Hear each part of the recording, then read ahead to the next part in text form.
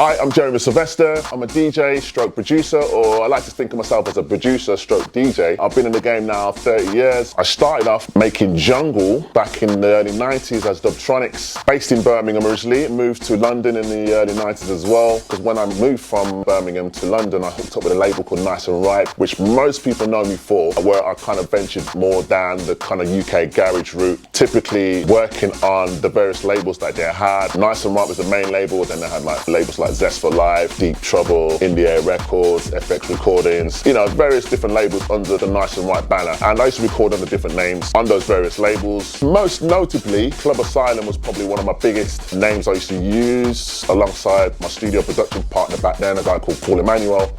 We probably remixed some of the biggest garage tunes from back in the day, talking about Show That Hammer Imagine, Casey and Jojo, Tell Me It's Real, Christine Blanc, Love Shy, so many different major label artists. But as well as that, you know, I was pretty much predominantly an underground producer, recording under different names. We used to record under the name of Strictly Dubs, done some stuff on God or God Limited, USL, Sly, Sylvester. I need to go on Discogs just to remember the amount of names I used to record under, so thank God for Discogs. There's literally probably about 35, 40 different names I used to record under, because I used to do a lot of bootlegs, a lot of white labels, a lot of undercover tracks. We used to make tracks to make it look like American labels, so that's why some of these names, you know, we used to come up with some Italian-American names like Mars Fontaine or Victor Soare or whatever, just to make it look like an American import, because that was a big thing back then. My sound is typically, I don't like to pigeonhole myself, but I'm a music man at the end of the day, you know, growing up with roots through my dad being in a disco band back in the 70s, you know, obviously kind of brought up on that soul, funk, disco, boogie sound, but also kind of brought up on Calypso, my family heritage from Grenada. So literally, you know, that kind of whole soca thing as well, that kind of soca groove, you know, I grew up on that as well. So all that kind of major part and a major influence on my sound, which is very, very varied. So I like music, I like rock, I like pop, I like Latin, I like jazz, I like, listen, whatever it is, if it sounds good in my ears, I'm having it. So I borrowed all those influences, that's kind of shaped my sound. A lot of people know me for the speed garage stuff, especially with the God and the slide. I always try to be a little bit different in the angle I'm going at, you know, just to kind of like,